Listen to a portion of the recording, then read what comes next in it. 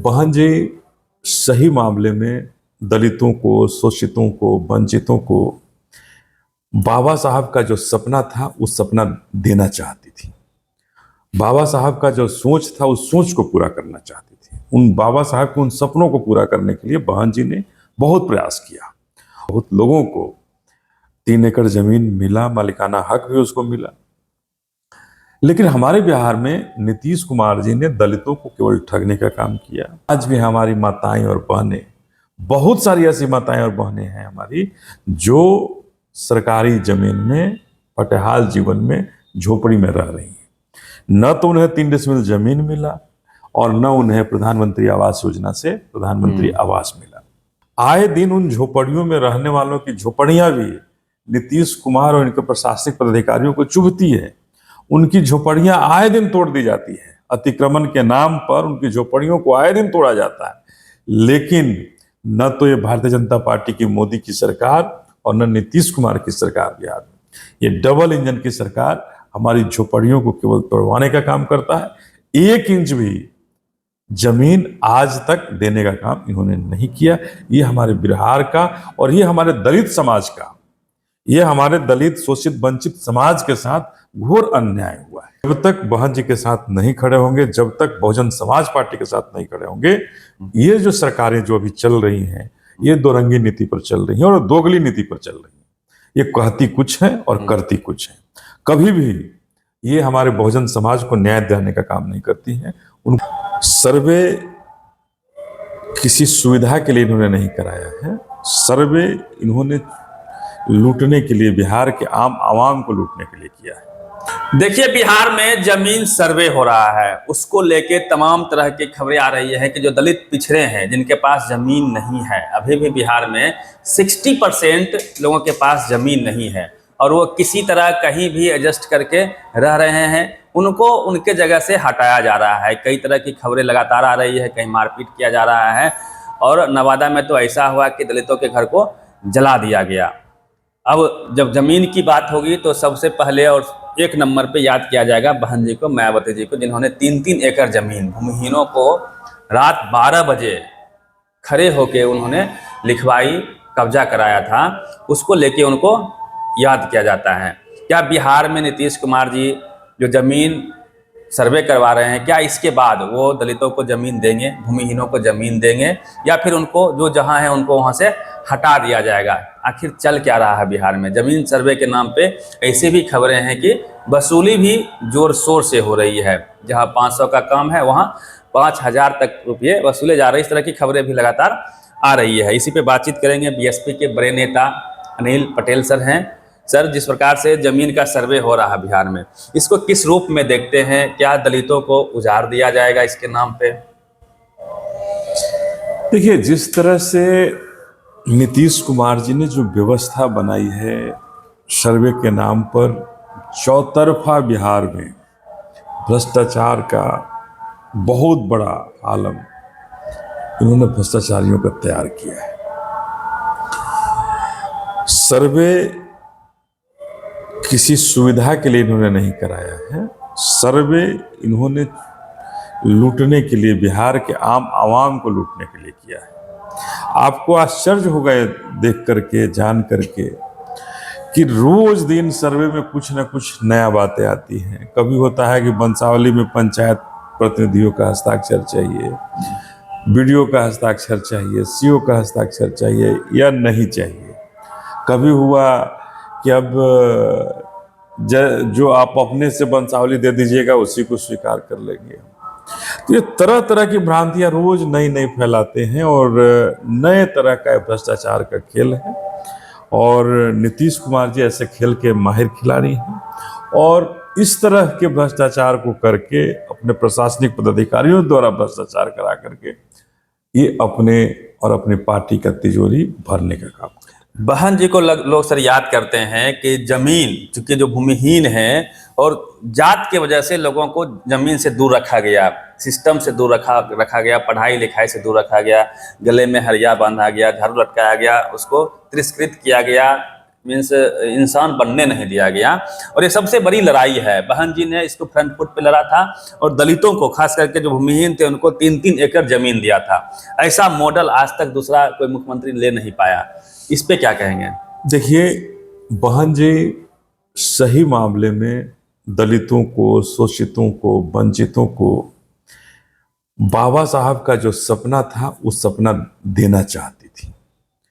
बाबा साहब का जो सोच था उस सोच को पूरा करना चाहती थी। उन बाबा साहब के उन सपनों को पूरा करने के लिए बहन जी ने बहुत प्रयास किया और बहुत हद तक उत्तर प्रदेश में सक्षम भी हुई। बहुत लोगों को 3 एकड़ जमीन मिला, मालिकाना हक भी उसको मिला।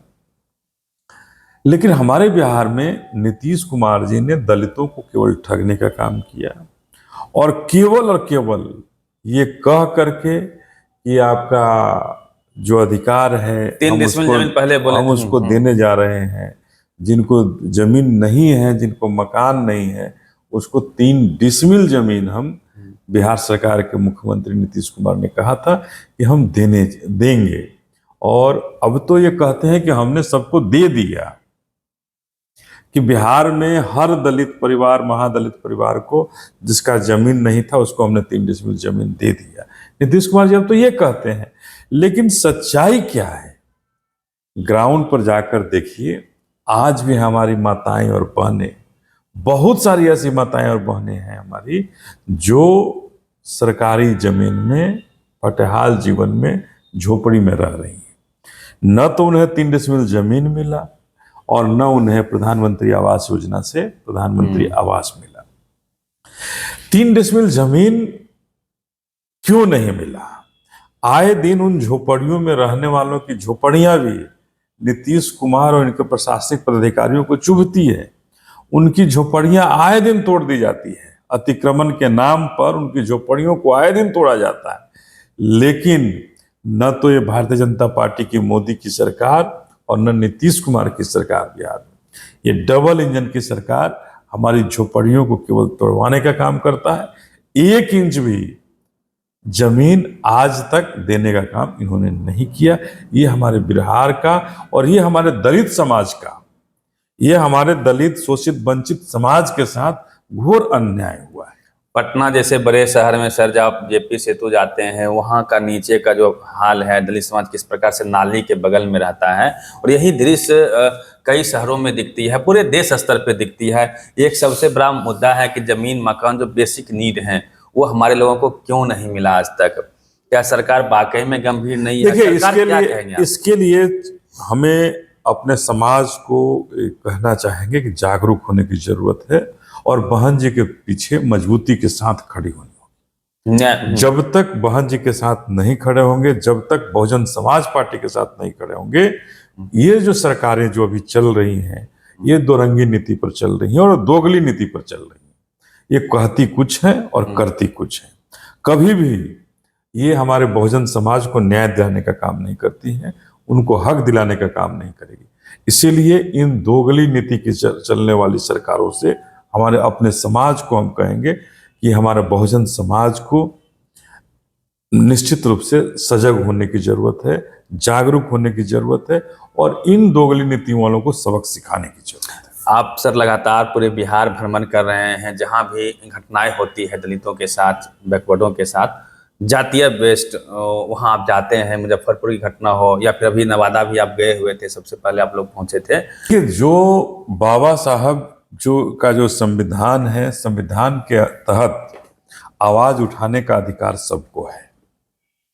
किसी भी व्यक्ति को अपने समाज में बात रखने का है, चाहे सरकार जिसकी भी हो। यहाँ कोई हिटलर की सरकार नहीं है कि हम अपनी आवाज और अपने लोगों के खिलाफ हो रहे अन्याय के खिलाफ हम आवाज नहीं उठा सकते हैं। जरूर सरकार दबाने का प्रयास करती है, दबाने की कोशिश करती है, लेकिन हम भी गए थे। अगर पारो की घटना की बात आप करेंगे, हमने भी वहां अपनी आवाज उठाई और बहुजन समाज पार्टी की देन था कि हम अपनी उस बेटी को तुरंत न्याय दिलाए और जो दोषी था उसके घर पर पहली बार बिहार में बुलडोजर चला। बिल्कुल सर, ये बहुजन समाज पार्टी का देन था। लेकिन कहीं ऐसा हो, मतलब साजिश किया जाता है कि जहां न्याय मिल रहा है उसको रोक दिया जाए। रोकने की साजिश हुई और उसको रोक दिया गया, डाइवर्ट कर दिया। डाइवर्ट कर दिया गया। आज बहुजन समाज पार्टी चिंतित है, बहुजन समाज पार्टी के तमाम नेता चिंतित हैं कि पारू की घटना से हम बहन को अपनी पूरी अंतिम लड़ाई हम नहीं जिता पाए हैं। निश्चित रूप से बहुजन समाज पार्टी उस लड़ाई को लड़ करके और अपनी बहन को न्याय दिलाने का काम। एक सवाल है सर, जो बहुजन मूवमेंट है, मिशन कांशीराम साहब ने मिशन चलाया, फिर पार्टी बनाया, उसके बाद बहन जी ने काम किया, क्या मिशन कमजोर हो रहा है? जिस प्रकार से बीजेपी लगातार, अभी हरियाणा में भी उसको जीत मिली है, लगातार उनको उसका दायरा बढ़ रहा है, कहाँ क्या कमी रह जा रही है? देखिए, हमें आज के स्थिति में एक ऐसा जरूर हम सबों को सोचने के लिए विवश होना पड़ेगा और होना भी चाहिए, सोचना भी चाहिए कि मिशन कमजोर नहीं हुआ है। मिशन के लोग आज भी सबसे ज्यादा जागरूक हैं। आज भी हमारे लोग जो हैं बीजेपी से कम नहीं है, बीजेपी से कैडर कम हमारे मिशन का लोगों का नहीं है। लेकिन क्या कारण है कि हम अपने लोगों को बूथ तक नहीं पहुंचा पाते हैं, वोट तक नहीं दिला पाते हैं? क्या कारण है कि हम अपने कैडर को, हम अपने मिशन को वोट में बदल नहीं पाते हैं?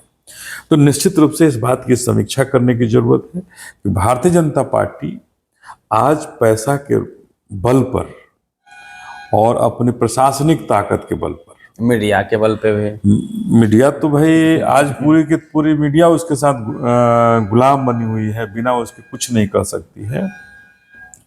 तो ये कहीं ना कहीं एक बहुत बड़ा तंत्र, जिसको एक तीसरी ताकत कही गई थी, और प्रजातंत्र में निश्चित रूप से एक ताकत है मीडिया, जो मीडिया भारतीय जनता पार्टी की गुलाम बन गई है और पंगु बन गई है, जिसे जनता की आवाज सुनाई नहीं देती है। तो ये एक तरह से संकीर्ण राजनीति गलियारा में जा रहा है, और ऐसी राजनीति में निश्चित रूप से हमारे मिशन को सफलता नहीं मिल रही है। लेकिन हम मिशन कर्मी हैं, हम माननीय कांशीराम साहब को मानने वाले हैं, बाबा साहब को मानने वाले हैं, और बहन जी में असीम आस्था रखते हैं। तो इस आस्था को लेकर के हम लोग चले हैं, माननीय साहब के मिशन को लेकर चले हैं, बाबा साहब के सपने को लेकर के चले हैं। एक दिन जरूर सफल होंगे।